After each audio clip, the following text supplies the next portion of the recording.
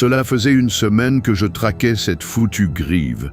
Je ne l'avais aperçue qu'une seule fois, filant bas au ras du canal, une tache nerveuse, presque fébrile, avec un poitrail tacheté, comme si on l'avait saupoudré de poivre. Ce n'était pas un oiseau remarquable, pas un de ceux qu'on photographie pour les forums, mais cette silhouette vive, ce battement d'ailes brusque, m'avait accroché, obsédé, même, peut-être parce qu'elle n'était pas censée être là. Clairement égarée, cette grive avait dû prendre une rafale au mauvais endroit, dérivant vers un lieu qui n'était pas le sien. En tout cas, je n'en avais jamais vu ici, pas en toutes ces années passées à arpenter ces bois, télescope sur l'épaule et sac de biscuits dans le dos, alors j'étais revenu, encore et encore. Chaque matin avant l'aube, je passais mes bottes avant même que la ville n'ouvre les yeux, calais ma lunette dans le sac, glissais une boîte de gâteaux secs et un thermos de thé, puis je me faufilais dans les sentiers battus qui couraient à travers les arbres. Toujours les mêmes pas, les mêmes traces boueuses, rien de plus rassurant que les habitudes. Juste avant d'atteindre le canal, il y a ce vieux panneau d'affichage cloué à l'abri des intempéries, une carcasse de bois battue par les années, délavée par le givre et le soleil. Je ne l'avais jamais vraiment regardé au départ, mais ces derniers temps, impossible de l'ignorer. Autrefois, il croulait sous les annonces pour des chiens perdus, des clubs de jogging ou des ventes de tartes. Désormais, il était recouvert d'affiches de disparus. Ce lundi-là, je vis Garrett devant le panneau, sa veste d'uniforme à moitié boutonnée, la radio calée à l'épaule, l'agrafeuse en main. Il ne me tourna pas complètement le dos, juste assez pour me lancer un œil en coin. « Ah, te revoilà, vieux hibou », dit-il en agrafant une affiche. « Bonjour à toi aussi », répondis-je en souriant. Il eut un reniflement amusé. « Toujours sur les traces de ton oiseau, tu comptes l'attraper ou l'épouser ? S'il se met à te répondre, je te préviens. » Je me mis à ses côtés. « Qui c'est aujourd'hui ?» Il tapa du doigt la feuille du haut. Une jeune femme, la vingtaine, le regard un peu figé sur une photo visiblement tirée de Facebook. En dessous, le visage d'un gamin, pas plus de 8 ou 9 ans. « Les deux cette semaine, dit Garrett, ça monte doucement. Une ici, une là. Des femmes, des gamins. Ils se ressemblent tous, mais aucun lien de parenté. » Il se gratta la nuque, le visage plus sombre. « On nous a dit de ne pas trop en parler, mais sérieusement, on dirait que quelqu'un les choisit, un par un. Il y a des indices ?» demandai-je doucement. « Rien de solide, rien qu'on puisse creuser. » Je n'eus rien à répondre, juste un hochement de tête. Je regardais Garrett lisser l'affiche du plat de la main, comme pour tenter de redonner un peu de dignité à ce bout de papier. Matinée chargée, quelques affiches à coller en ville, puis retour au poste pour faire semblant de bosser. Si le téléphone me laisse une pause, je me fais un café. Le rêve, quoi. La belle vie, dis-je en ricanant.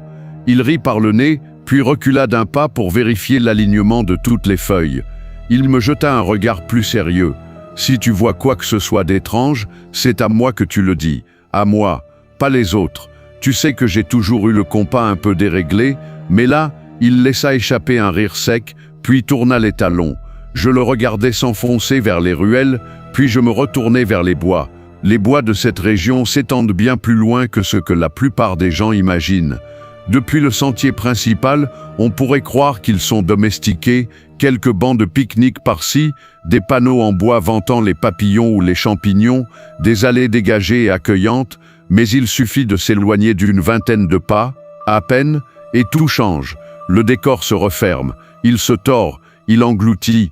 La lumière s'amuse entre les branches torses de l'aubépine, les aulnes grincent comme de vieux os, et les orties deviennent inévitables. Tout s'épaissit, se tord, résiste. C'est là, dans ce labyrinthe végétal, que j'avais aperçu la grive pour la première fois, loin du canal, au cœur d'un entrelac si dense que peu de marcheurs s'y aventureraient. Mais moi, j'y étais chez moi. J'ai grandi ici, dans ces bois, avant les téléphones portables, avant que le lotissement ne déborde sur les fourrés. Quand j'étais gamin, cet endroit était mon royaume. Moi et deux potes, on y avait même construit une cabane, une vraie tanière, avec des planches piquées dans une benne et une bâche volée dans un garage.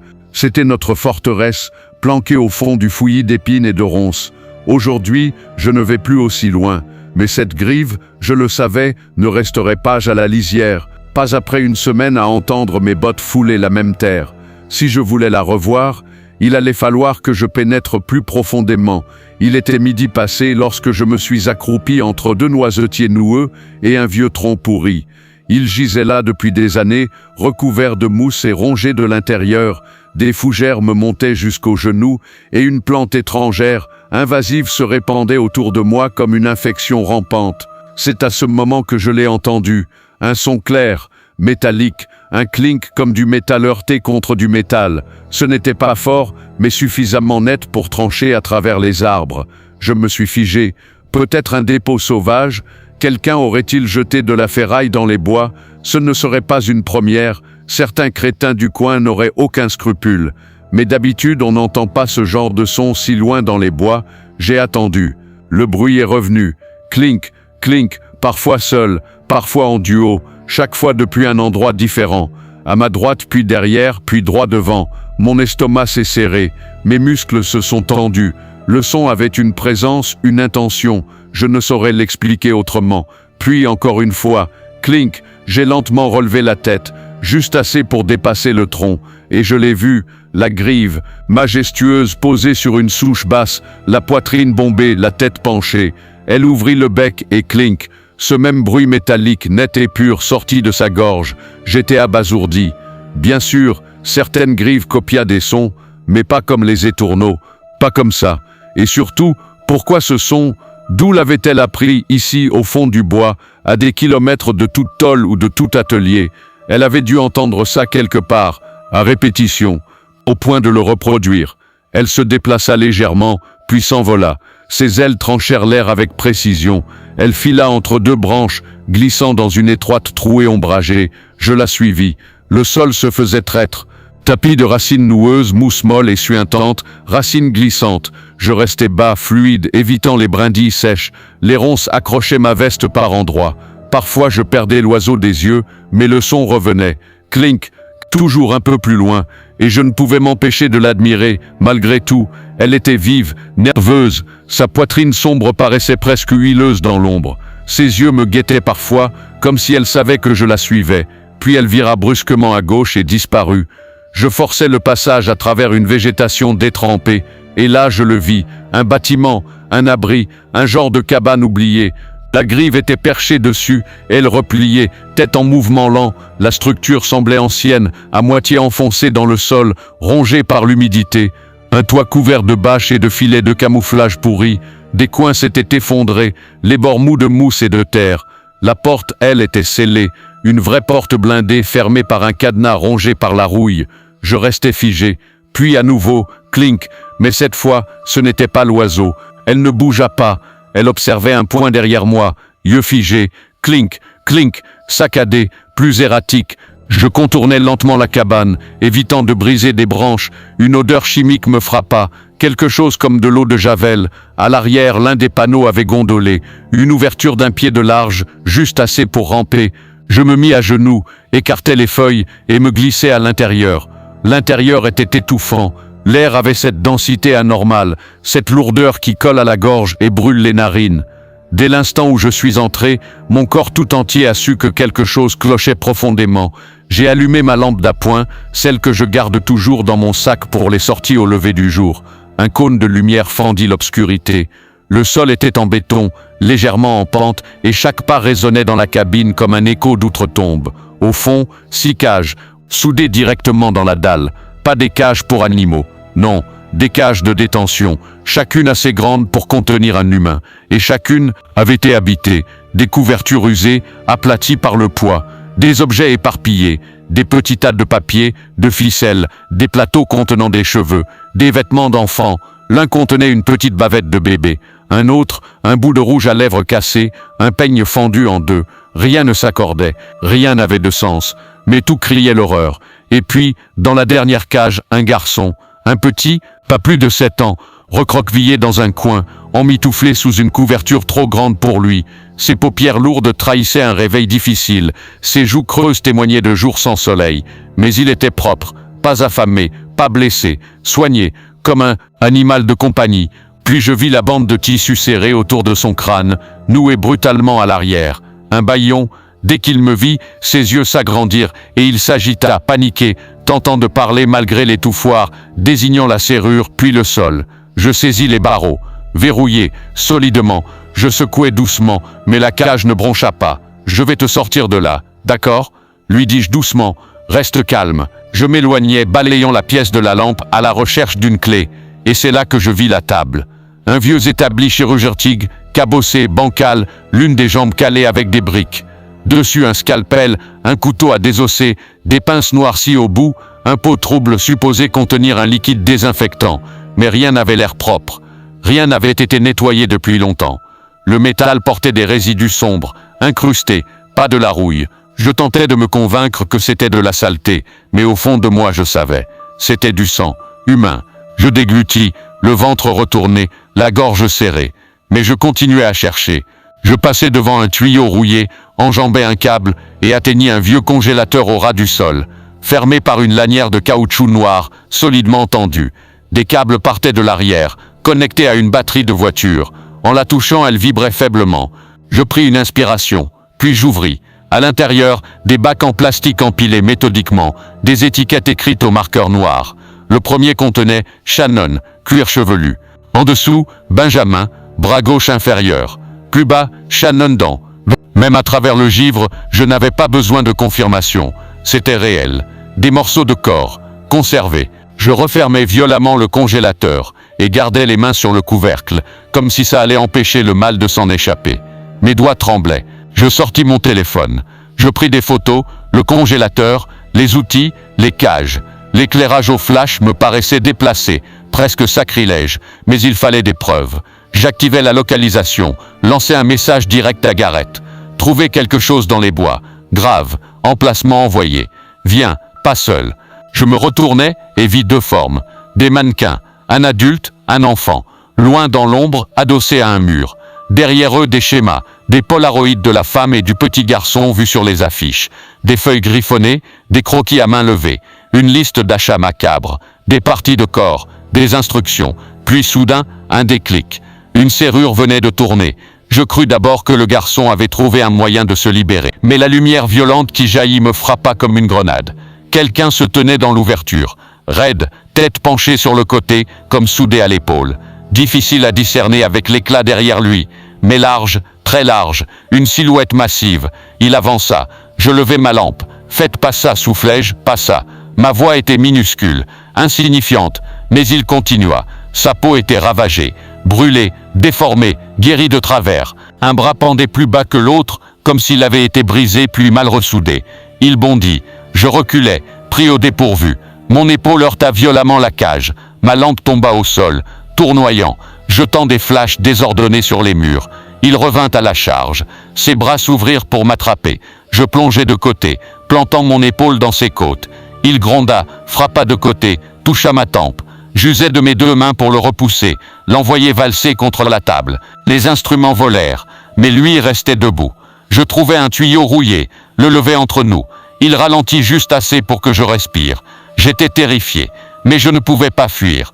Passant l'enfant, il chargea de nouveau. Plus vite, plus fort. Je fus projeté contre la cage. Mon épaule hurla. Je ripostai, frappant sa tempe avec le tuyau. Il rugit, un cri guttural et brisé. Touche pas à eux, c'est mes Shannon, mon Benji. Il attrapa ma veste, me tira en avant. Je tordis mon corps, lançai un coup de pied en bas. Il vacilla, assez pour que je me dégage. Mais il revint encore. Chaque respiration chez lui était une torture, gargouillante, étranglée. Il m'écrasa la jambe avec son pied. Je tentais de rouler. Impossible. Mes côtes brûlaient. Mon oreille sifflait. Il appuyait. Il voulait me briser. La pression montait. Mon os commençait à plier sous son poids. La douleur me lançait jusque dans le bassin. Il voulait m'écraser, me réduire. Je tentais de rouler, mais son pied me clouait au sol. Et puis, un fracas. La porte vola. Des pas. Une voix. À terre. Tout de suite. C'était Garrett. Le monstre ne broncha pas. Il continuait. Son esprit n'entendait plus rien. Un craquement sec résonna. Le bâton de Garrett s'abattit violemment sur l'arrière du crâne du géant.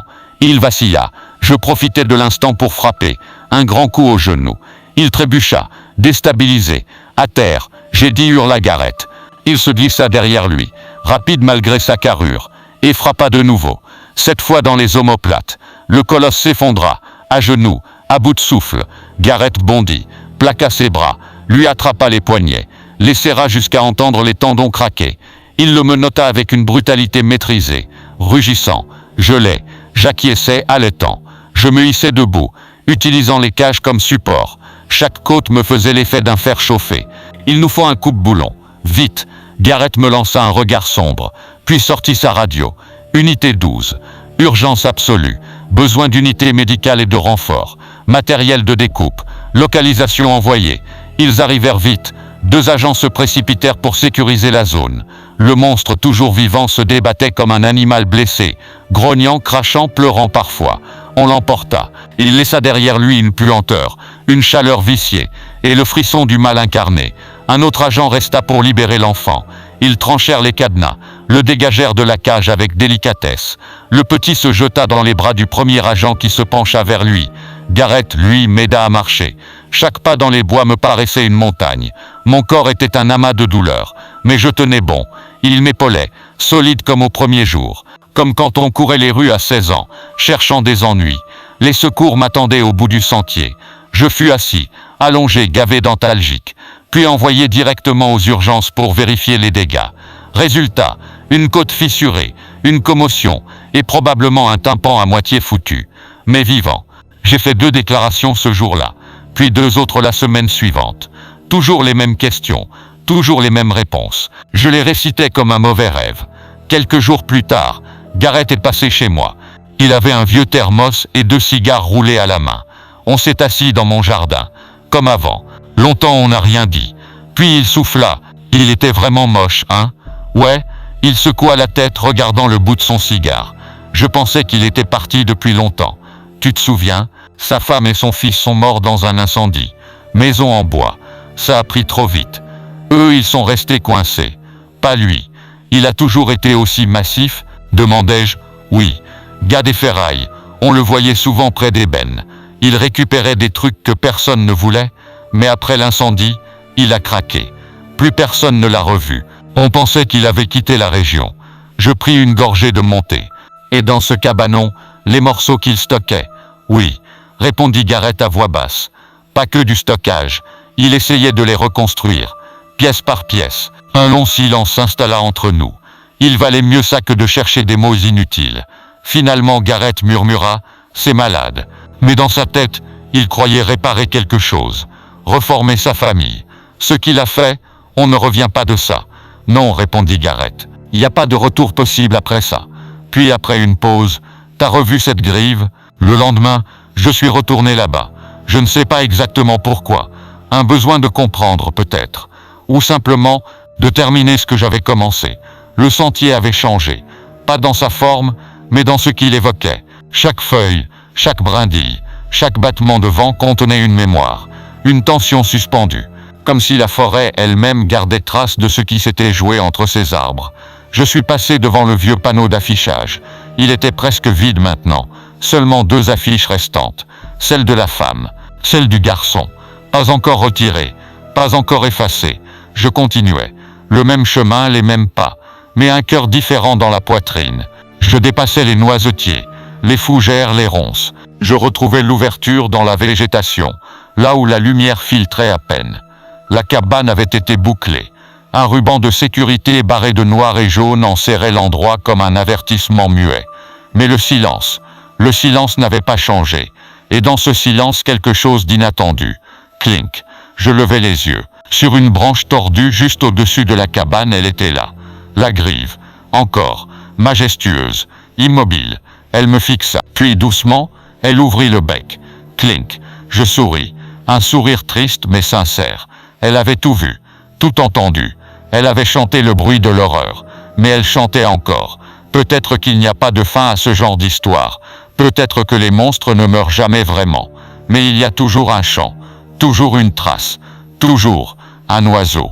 Je suis resté là un moment, à regarder les feuillages danser autour d'elle. Puis j'ai fait demi-tour. Et je n'y suis plus jamais retourné.